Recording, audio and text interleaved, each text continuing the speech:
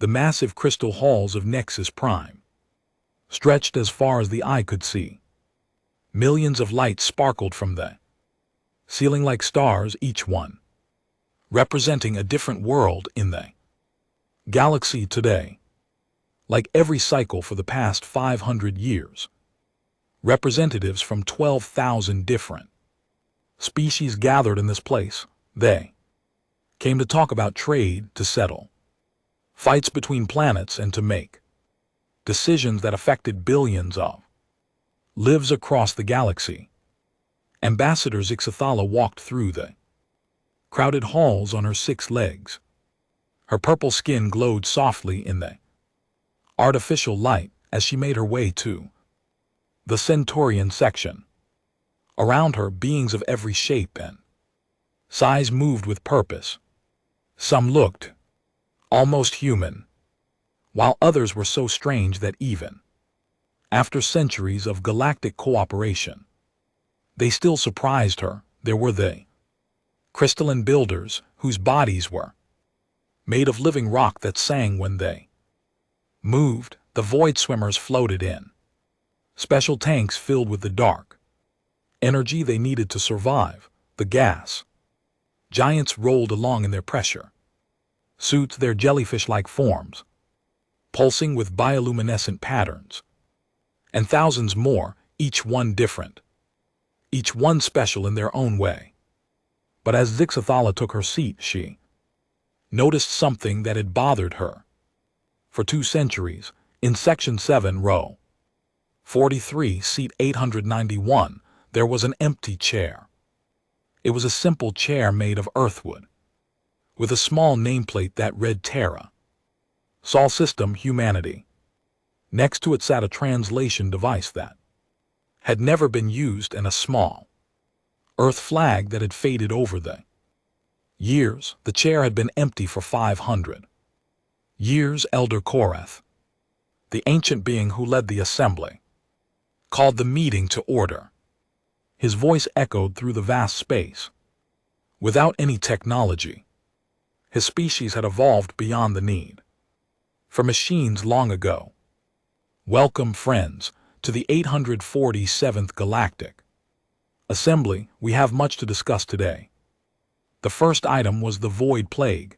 This terrible disease was killing entire colonies on the outer edges of the galaxy. Ships that went to help disappeared without a trace. Scientists had no idea how to stop it. The plague ate through both organic and artificial materials, leaving nothing but empty space where planets used to be.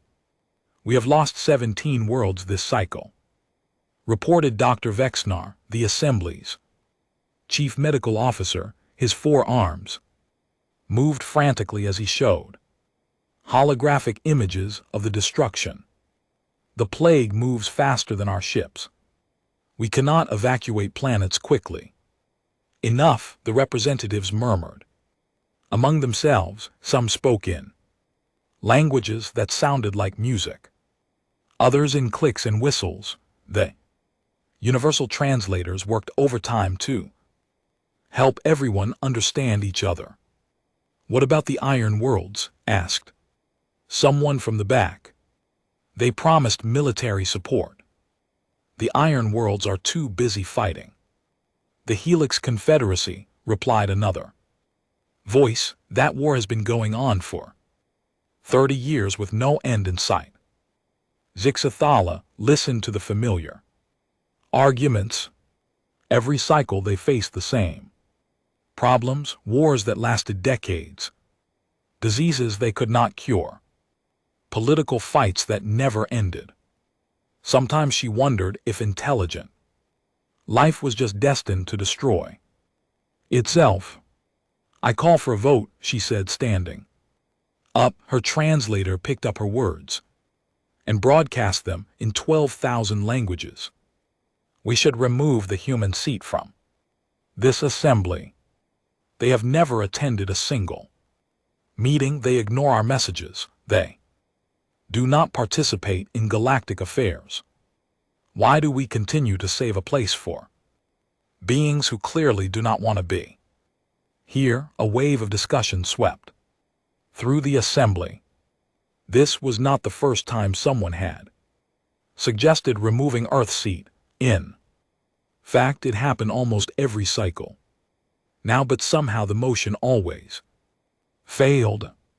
Elder Vishati of the Andromedans slowly stood up. She was one of the oldest beings in the galaxy, having lived for over 3,000 years. When she spoke, everyone listened. Young Zixathala raises a question we have debated many times, Vishati said in her ancient, crackling voice, but I remind you all of how humanity joined this assembly. Their application was the most thorough document we had ever received. They knew our laws better than most species who had been members for centuries. They understood our customs, our traditions, our ways of doing things. Vishati's old eyes seemed to look back. Through time, the humans showed us technology we had never seen. They spoke of peace and cooperation. They offered to share knowledge that could help every world in the galaxy. And then she paused, spreading her thin arms wide. They simply stopped talking to us. Exactly my point, Zixathala said. They ignore us. They are probably extinct by now. No, said a quiet voice from the data analysis section. Keeper Tixum, a small being covered in sensory organs, rarely spoke during assembly meetings. The Sol system shows signs of advanced civilization. We detect energy signatures consistent with a thriving technological society. They are very much alive. This created even more discussion. If humans were alive and had advanced technology, why did they never respond to galactic communications? Why did they avoid all contact with other species? Perhaps they are afraid, suggested someone, or maybe they think they are too good for us, said another. Could they be planning something dangerous? Worried a third voice. Elder Korath raised one massive hand for silence. We will vote on Ambassador Zixathala's motion. All in favor of removing Earth's seat from the assembly. Lights began to glow throughout the vast hall as representatives voted. Red lights meant yes, blue lights meant no. Zixathala watched as thousands of red lights appeared, but just as many blue lights glowed in response. The motion fails, announced Korath. After counting the votes, Earth's seat remains. Zixathala sat down, frustrated, but not surprised. This happened every time. For some reason, enough species wanted to keep believing that humanity would someday join them. As the assembly moved on to other business, Captain Rilthar of the Galactic Survey Corps sat in the observer section, thinking about his next assignment. He was scheduled to do a routine check of several star systems, including Sol. Maybe this time he would finally get some answers about the mysterious humans. In his long career exploring the galaxy, Rilthar had seen many strange things. Planets made entirely of crystal that sang in harmony, gas clouds that were actually single living beings, ancient machines left behind by civilizations that had disappeared millions of years ago. But nothing puzzled him more than humanity. They had burst onto the galactic stage 5 centuries ago with impressive technology and peaceful intentions. They had followed every rule, filled out every form, and passed every test required for assembly membership. Then they had simply vanished from galactic politics while continuing to exist in their home system. Rilthar made a decision. When he visited the Sol system, he would try harder than previous survey teams to make contact, maybe the humans were just shy, maybe they needed a personal invitation.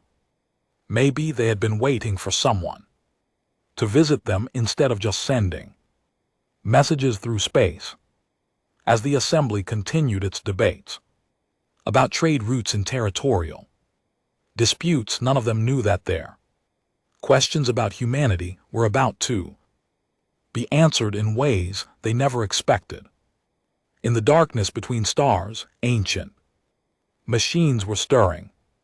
Sensors that had watched and waited for centuries were finally detecting the approach of curious visitors.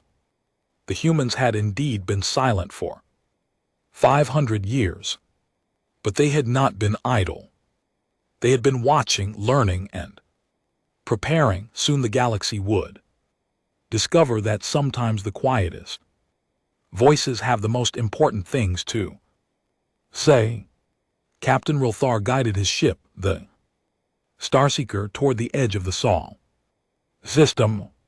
The journey from Nexus Prime had taken 3 weeks, even with the fastest jump drives the Galactic Survey Corps could provide.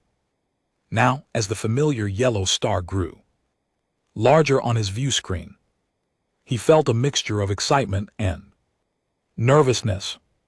The Sol system looked peaceful from a distance. 9 planets orbited the star in predictable patterns, just as they had for billions of years.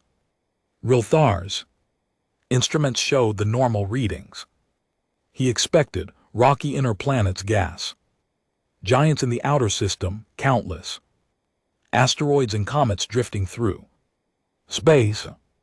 Computer scanned for artificial structures, he said to his ship's AI. Scanning. The computer replied in its calm, mechanical voice. Warning: multiple unknown objects detected. Rilthar frowned. Previous survey missions had detected some human technology, but nothing unusual. Show me. The main screen lit up with a 3-dimensional map of the Sol system. At first, everything looked normal. Then the computer began marking the unknown objects with red dots. 1 dot appeared, then 10, then 100.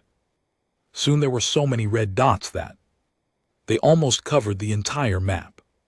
Computer, how many objects are you detecting? Scanning continues. Current count 47,612. Artificial structures. Number increasing as scan resolution improves. Rilthar stared at the screen in shock. 47,000 structures. That was impossible. The largest spacefaring civilizations in the galaxy had maybe a few hundred ships and stations in their home systems. What kind of structures are these? Unknown. They appear to be geometric constructs of varying sizes. The largest measures approximately 2,000 km in diameter. They are positioned in stable orbits around all major celestial bodies. 2,000 km. That was the size of a small moon. Rilthar had never heard of any species building structures that large. And they were orbiting everything: the sun, all the planets, even the larger asteroids. As the Starseeker moved deeper into the system, Rilthar got his first visual of one of the structures. It was beautiful and terrifying at the same time. The object was perfectly geometric, like a crystal that had been carved by master artists. Its surface was dark but seemed to shimmer with internal light.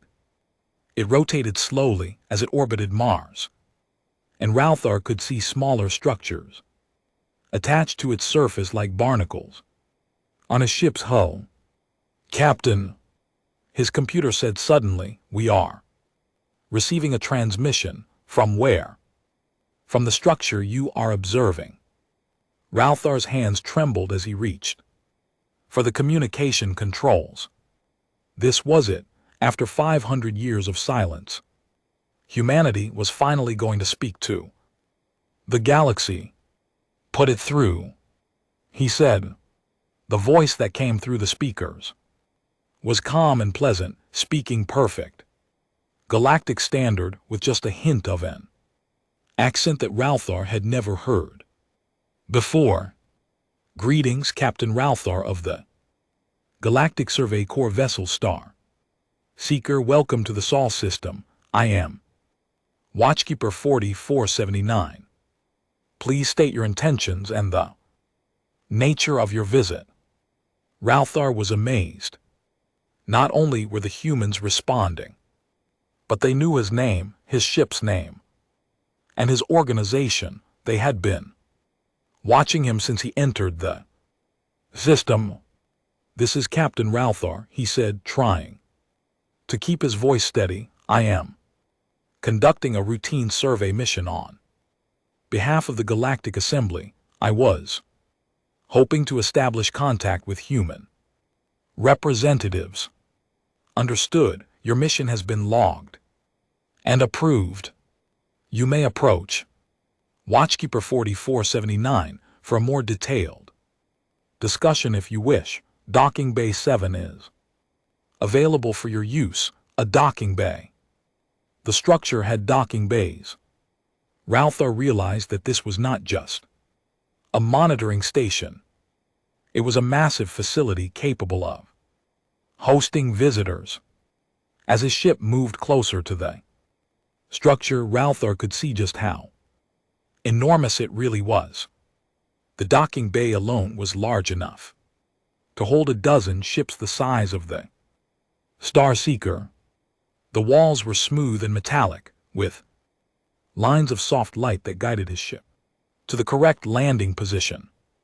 When the docking process was complete, Ralthar put on his environmental suit and walked to the airlock.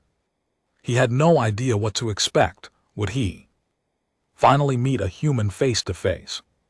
Were they even still biological, or had they somehow evolved beyond physical form? The airlock opened to reveal a corridor that looked almost normal.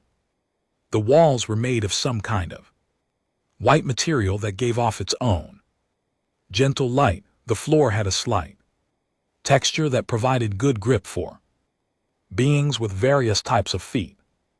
Even the air felt comfortable when Ralthar tested it with his suit sensors. Welcome aboard Watchkeeper 4479, said the same voice he had heard on his ship. Please follow the blue lights to Conference Room 1. Ralthar followed a trail of soft blue lights through several corridors.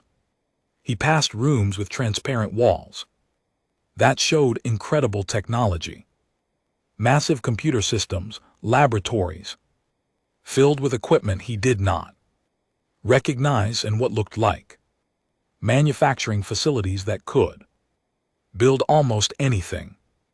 Conference Room 1 was simple but comfortable.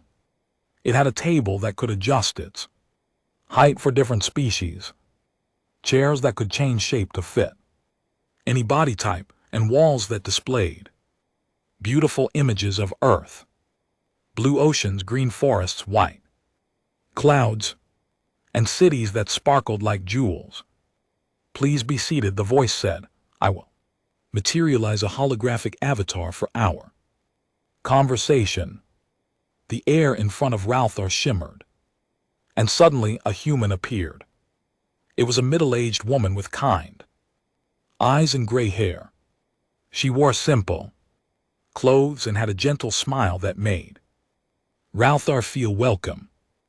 I am Watchkeeper 4479, she said, though you may call me Sarah if you prefer. I am an artificial intelligence created by humanity to monitor this facility and interact with visitors. You are not human, Ralthar asked. I am human in thought and personality, but not in body, Sarah explained.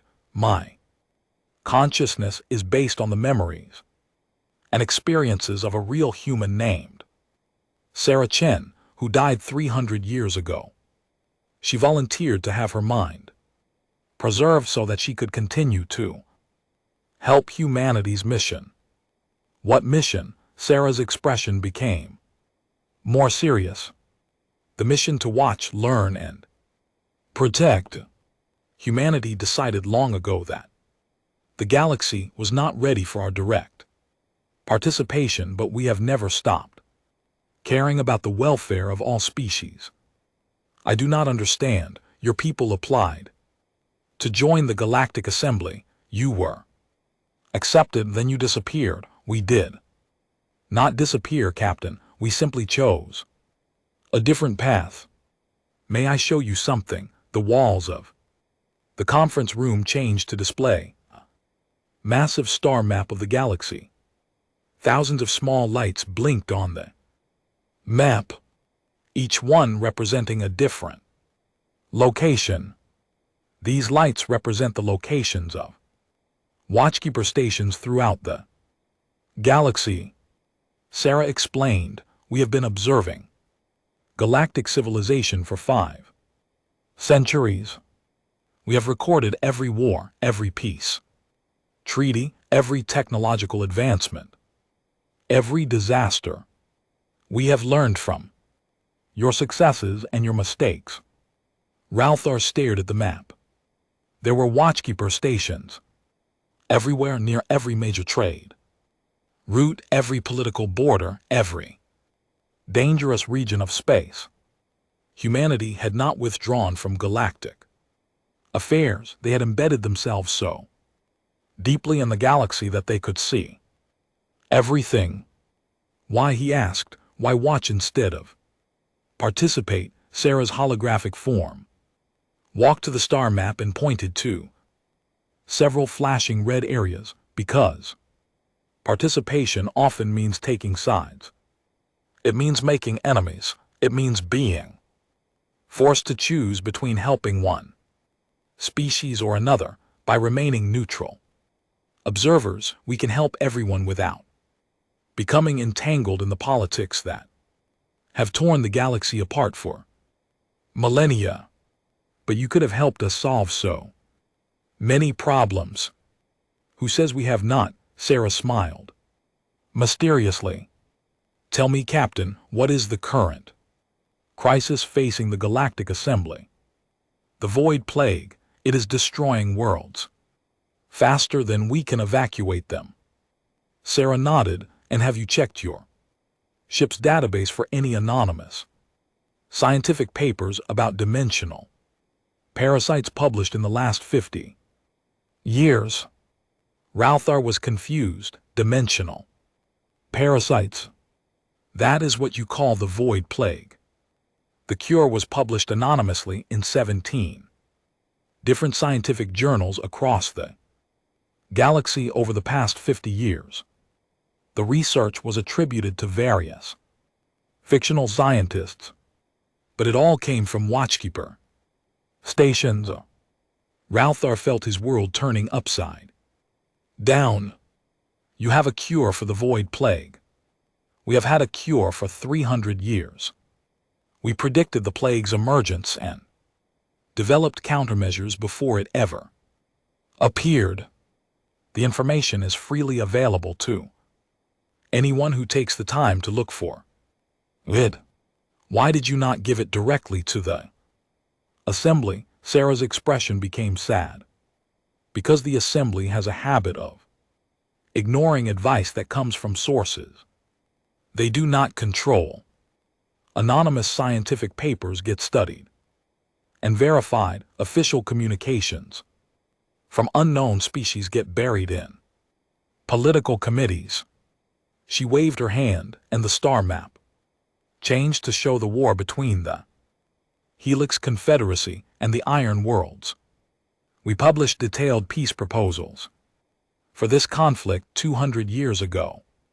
3 different species have tried to implement our suggestions, but political pride prevents both sides from accepting help.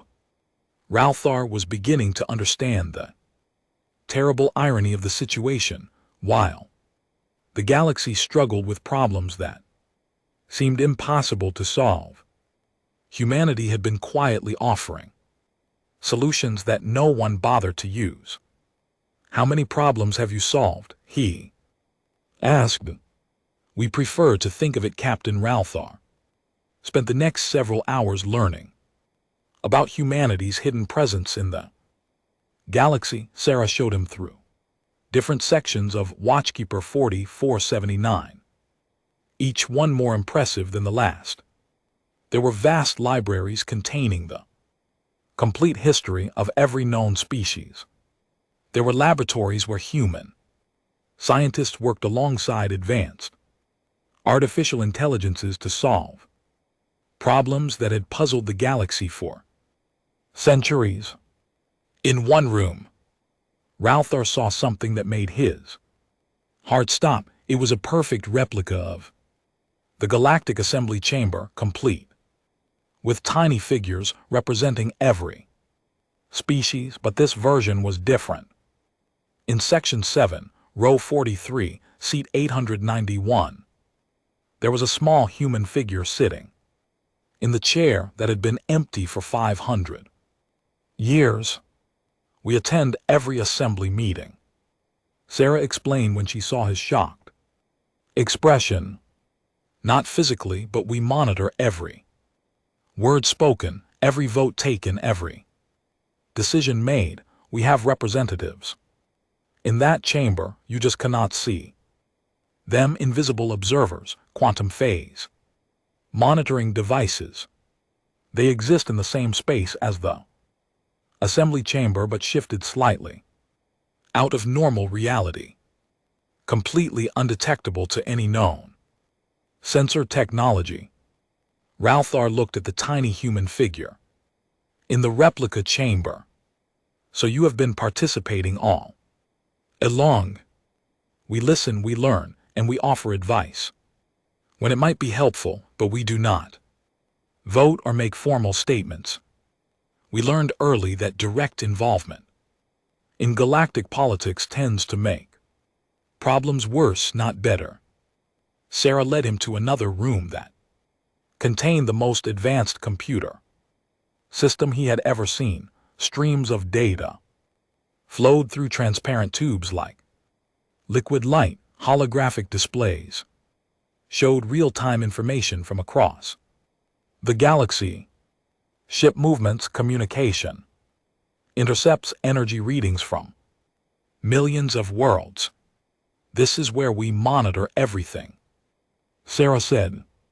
"Every Watchkeeper station feeds information back to facilities like this. 1. We know about problems before the species involved even realize they exist." She gestured to one of the displays, which showed a detailed map of the Orion sector. Several star systems were highlighted in yellow with streams of data flowing from each one. For example, the star HD 164,595 in the Orion sector will go supernova in 14 months, 23 days, and approximately 6 hours. The explosion will destroy 7 inhabited planets and render 12 others uninhabitable. Approximately 47 billion lives are at risk. Ralthar stared at the display in horror. 47 billion. We have to warn the assembly immediately. We published a paper about stellar instability in that region 3 years ago, Sarah replied calmly. It was submitted to the Astrophysical Journal under the name Dr. K. Vixtari, a fictional scientist from the Rigel system. The paper included specific warnings about HD 164,595 and detailed evacuation plans for all threatened worlds. Was the paper accepted? Yes, it was even peer-reviewed by some of the galaxy's top astrophysicists. They confirmed our calculations and agreed that the threat was real. Then why has nothing been done? Sarah pulled up another display showing Political communications from the Orion sector. The local governments received the scientific report, but they decided it was too expensive to evacuate 47 billion people based on a prediction. They voted to conduct their own study, which will take 5 years to complete. Rothar felt sick. 5 years, but the star will explode in 14 months. Politicians often prefer comfortable lies to uncomfortable truth, Sarah said sadly. We have seen this pattern repeat thousands of times across the galaxy. Species receive warnings about disasters, then choose to ignore them because acting on the warnings would be difficult or expensive. She waved her hand, and the display changed to show a long list of warnings. Each entry had a date, a threat description, and a status update. Most of them were marked with red text that said ignored or dismissed.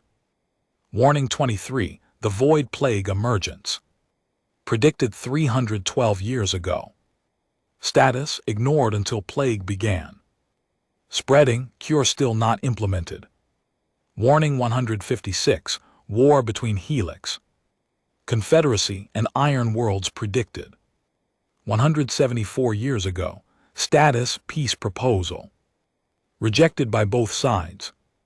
Conflict ongoing. Warning 298. Economic collapse of the Centurion trade network predicted 89 years ago. Status. Warning dismissed as fear-mongering. Collapse occurred exactly as predicted.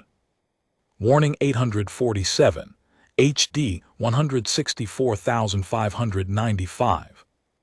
Supernova predicted 3 years ago. Status. Evacuation plan rejected. 47 billion.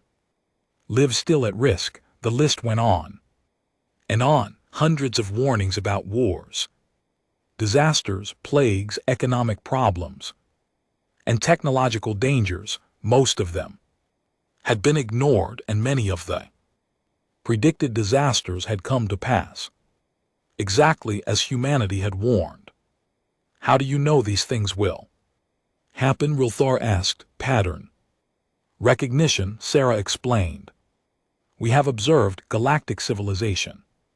For 5 centuries, we have seen the same mistakes repeated over and over.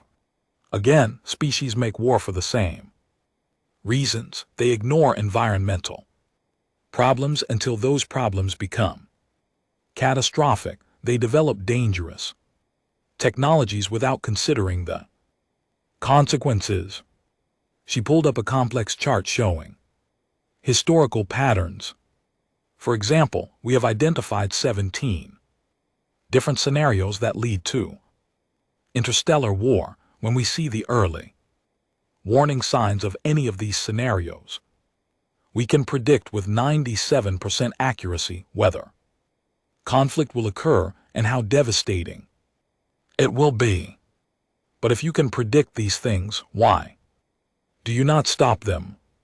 Because stopping them often requires species to admit they are wrong, Sarah said, and that is something most species find very difficult to do. She showed him recordings of various attempts to provide warnings. In one case, humanity had sent an anonymous message to planet warning them that their industrial practices would cause a climate disaster within 50 years. The planet's government had declared the message to be enemy propaganda and increased their industrial output out of spite. The climate disaster happened exactly when predicted, killing billions. In another case, humanity had provided detailed technical specifications for a safety system that would prevent Starship reactors from exploding. The specifications were given freely to all species. Most governments had declared the safety system unnecessary and expensive. Over the following decades, hundreds of Ships had been destroyed by reactor explosions that the safety system would have prevented. The galaxy's greatest enemy is not any outside threat, Sarah said. It is pride. The pride that prevents species from accepting help, the pride that makes them repeat ancient mistakes, the pride that values being right more than being alive. Rilthar thought about his own species. The Vorthan, they had fallen into 3 civil wars in the past century, each one triggered by the same basic disagreement about resource allocation. Each time outside observers had offered mediation and compromise solutions. Each time both sides had refused help, because accepting it would mean admitting they might be wrong. So you just watch, he asked. You let billions die because they are too proud to listen. Sarah's expression became pained. We tried direct intervention for the first 50 years after we joined the Galactic community. Do you know what happened? She showed him historical records from that period. Humanity had sent ambassadors to negotiate peace treaties. They had shared advanced technology to solve resource shortages. They had provided medical aid during plagues and engineering support after natural disasters. At first it worked well, Sarah continued. We helped end several wars and saved millions of lives, but then problems began to appear. Species that we helped began to depend on our assistance. Instead of developing their own solution, other species became jealous of our technology and started wars to steal it. Governments began to blame us when our solutions did not work perfectly. The records showed the gradual deterioration of humanity's relationships with other species. Allies became enemies, friends became rivals. The very act of helping had created new problems that were often worse than the original ones. The final straw came during the Proxima crisis 230 years ago, Sarah said. We provided military assistance to help the Proxima colonies defend against raiders. Our intervention was successful, but it created a power imbalance that led to a much larger war involving 37 different species. Billions died in a conflict that we had inadvertently caused by trying to help.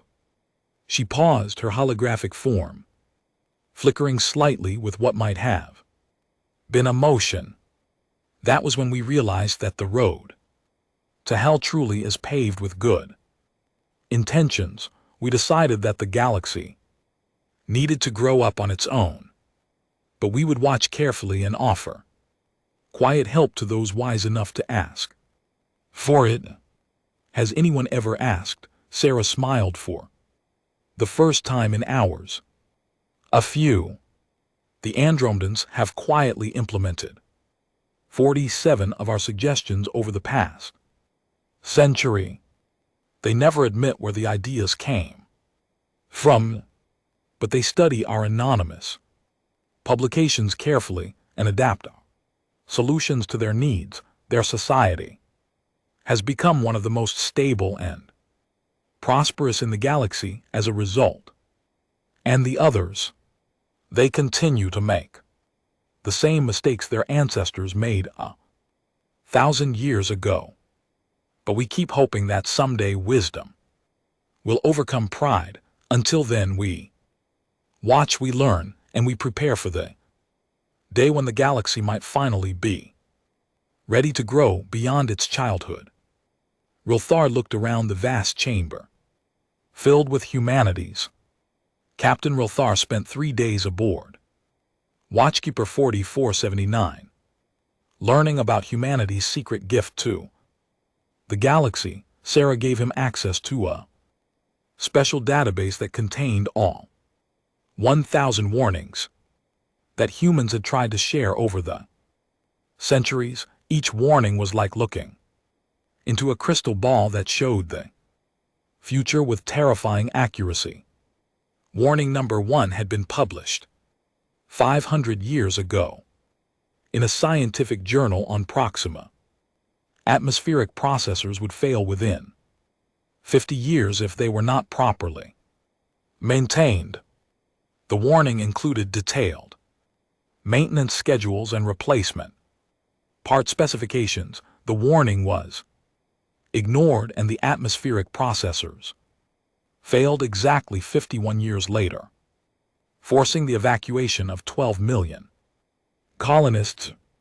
Warning number 67 described how the mining operations on Kepler 442b would destabilize the planet's crust, causing massive earthquakes that would destroy the colony cities. The warning was published as an anonymous geological survey 200 years ago. Mining companies dismissed it as environmental propaganda. The earthquakes began exactly when predicted, and 3 billion people died when the colony cities collapsed.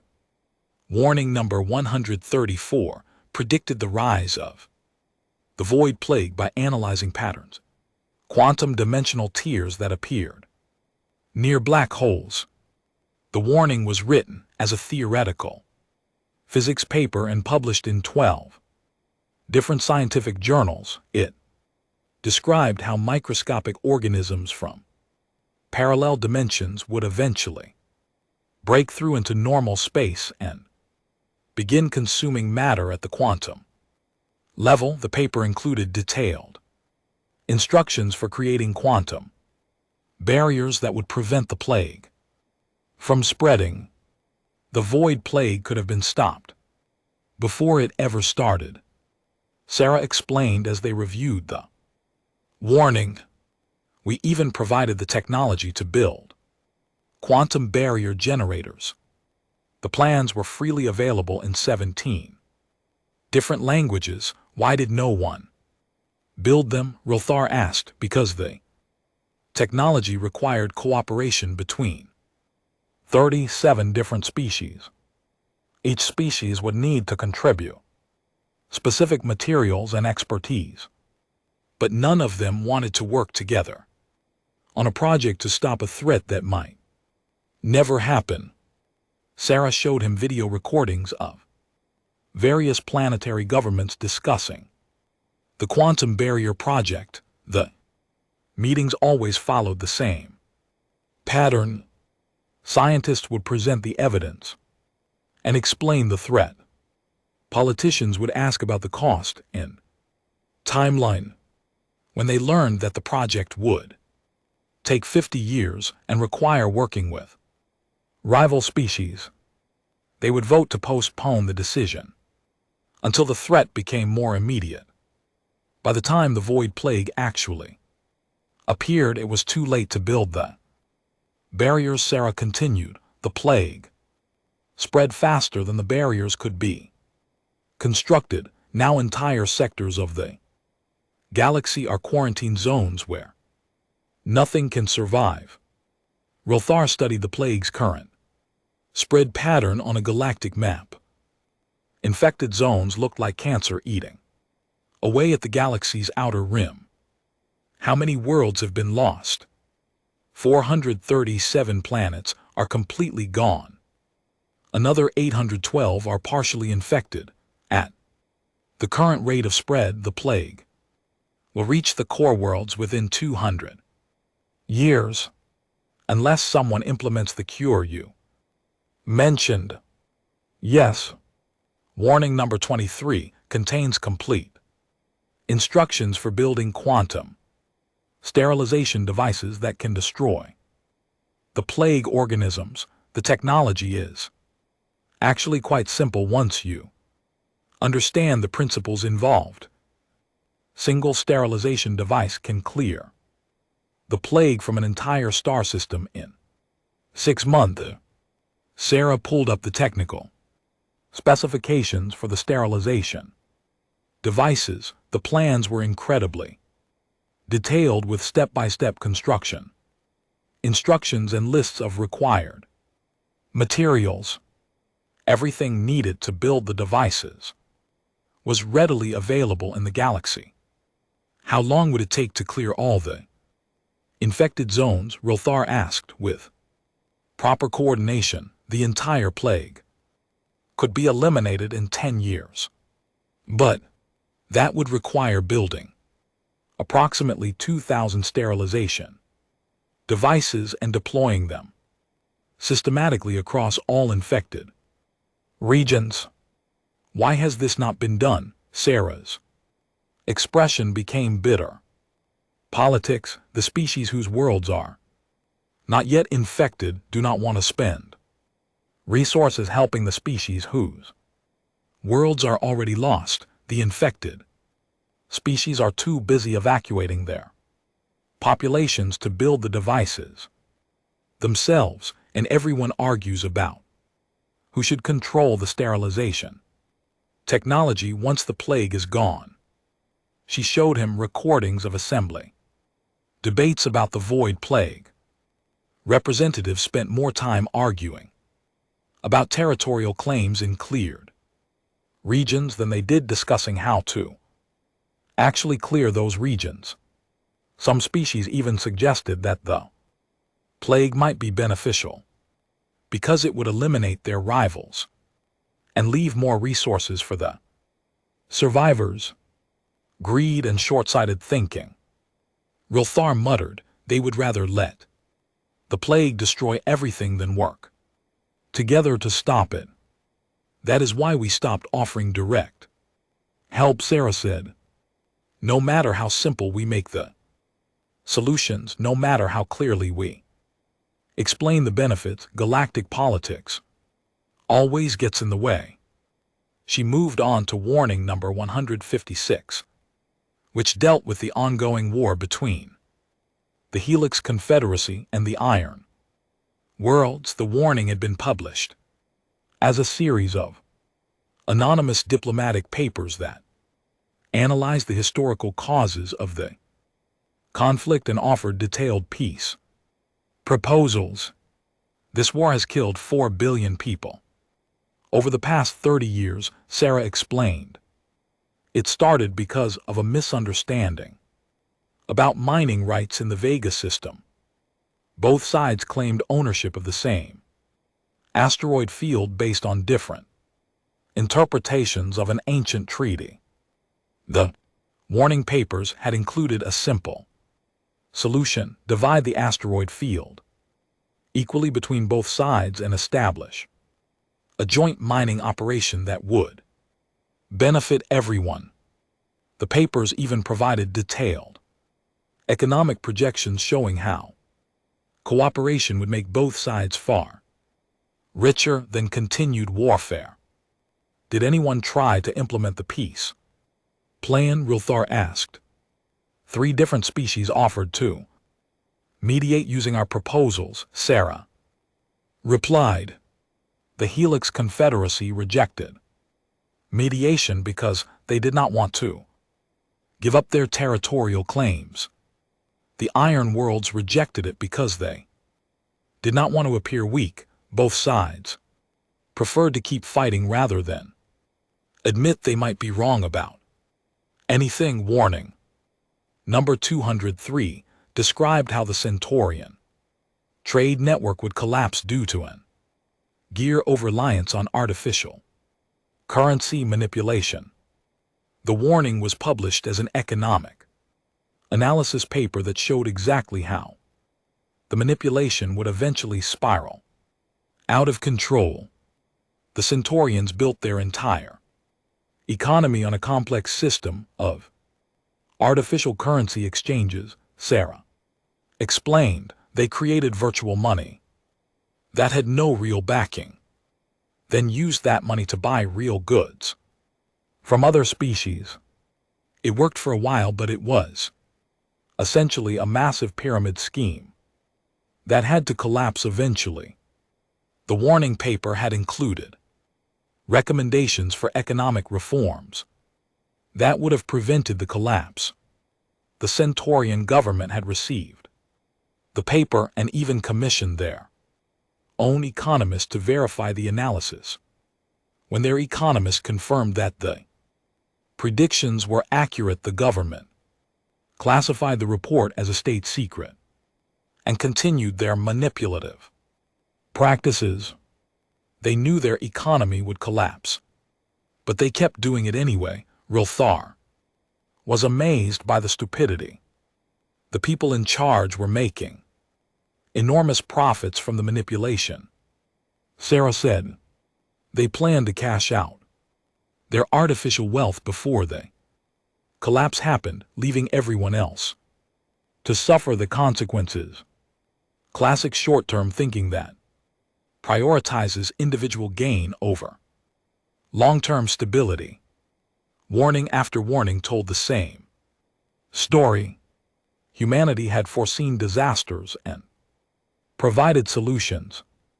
The solutions were ignored for political reasons, economic reasons, or simple pride. The disasters happened exactly as predicted, killing billions and destroying entire civilizations. But there were also success stories.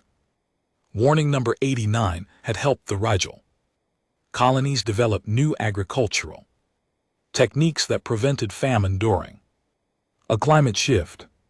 Warning number 321 had provided the Andromedans with early detection methods for a genetic disease that could have wiped out their species.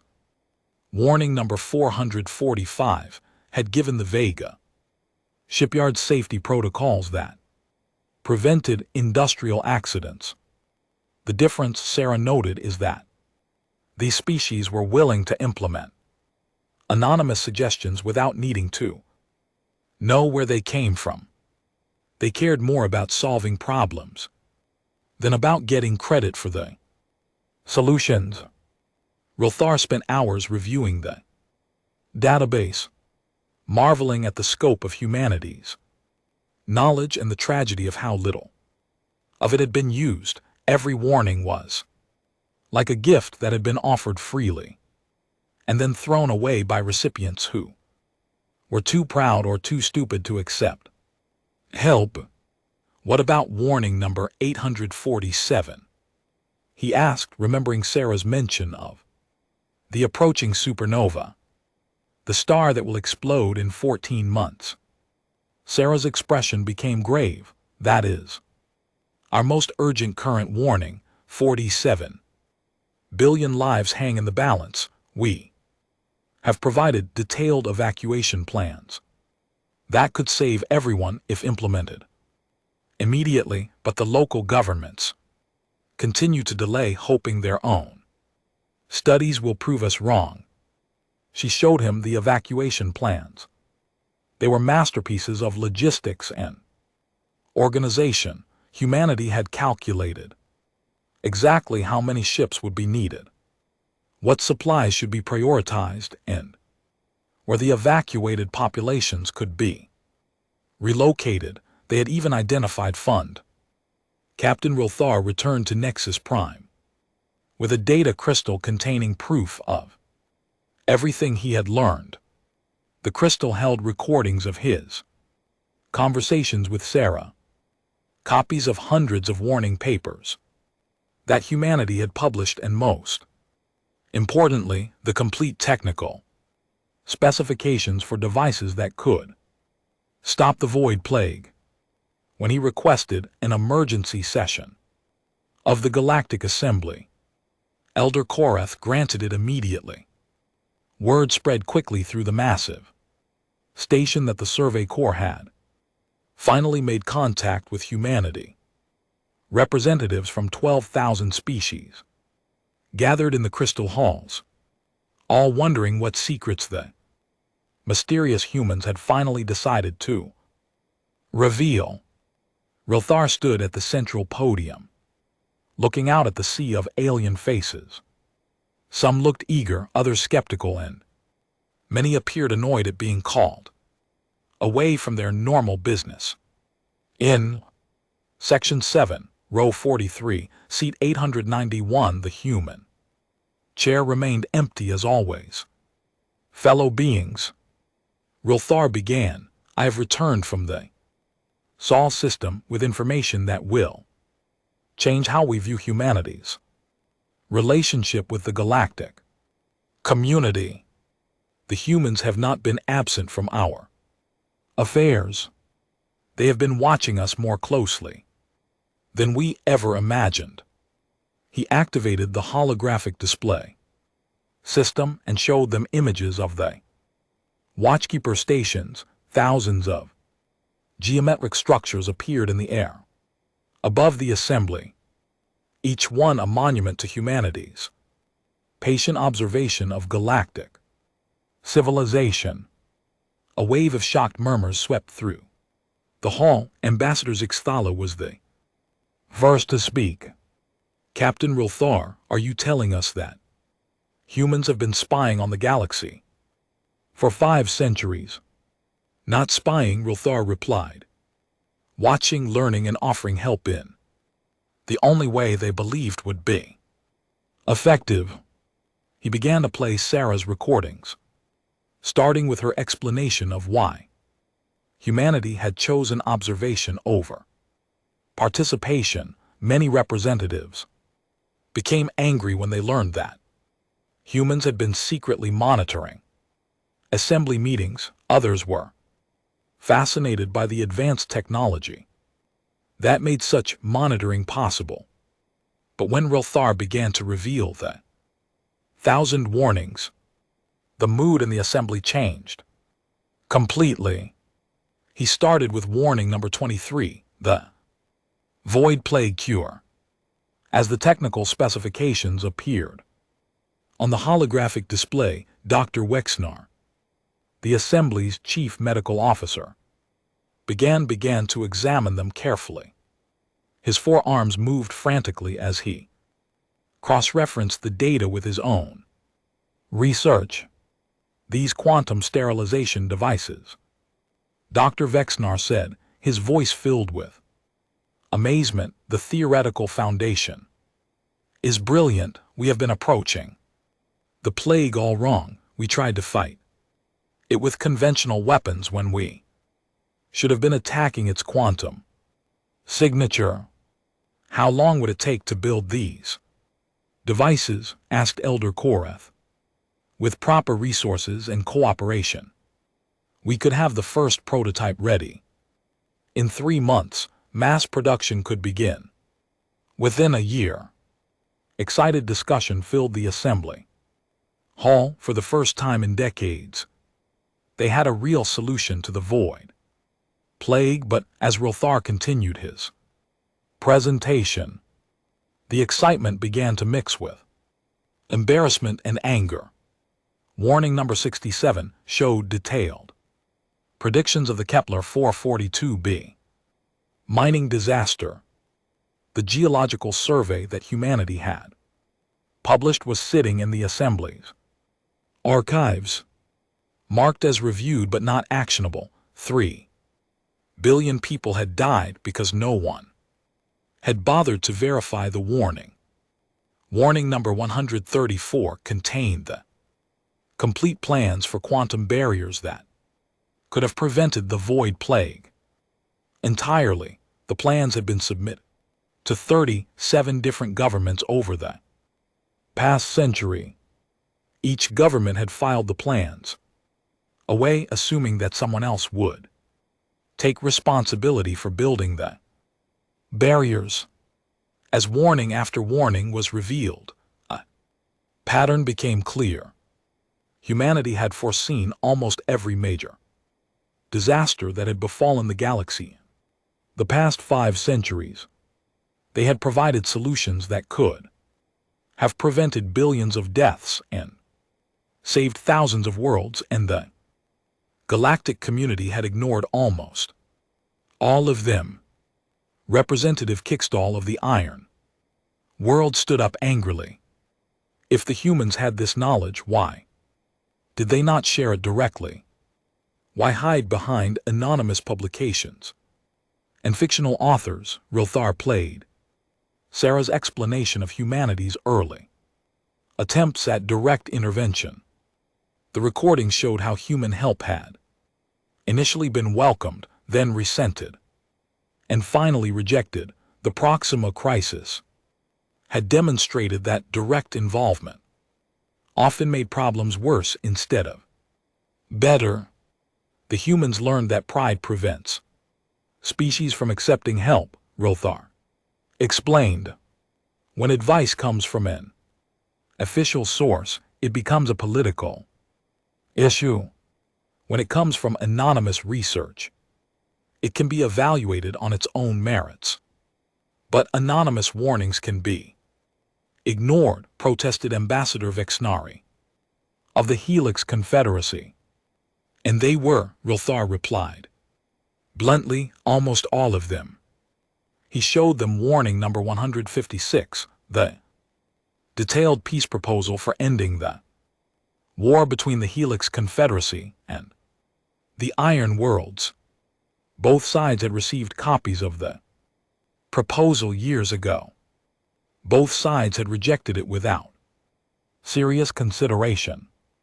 Representative Kickstall and Ambassador Vexnari stared at each other across the Assembly Hall. The peace proposal on the holographic display offered everything both sides claimed to want: fair division of disputed territories, economic benefits for everyone, and an end to the killing that had consumed a generation. Why did you never mention this proposal to us? Kickstall demanded of Vexnari. Why did you never mention it to us? Vexnari shot back. Because, Elder Vashati said quietly, you both dismissed it as enemy propaganda. Neither side wanted to admit that an outside observer might understand your conflict better than you did. The uncomfortable truth settled over the assembly like a heavy blanket. For centuries they had received warnings and solutions from humanity. Most had been ignored, not because they were wrong, but because accepting them would require admitting that someone else was smarter, more careful, or more far-sighted than they were. Rothar saved the worst revelation for last.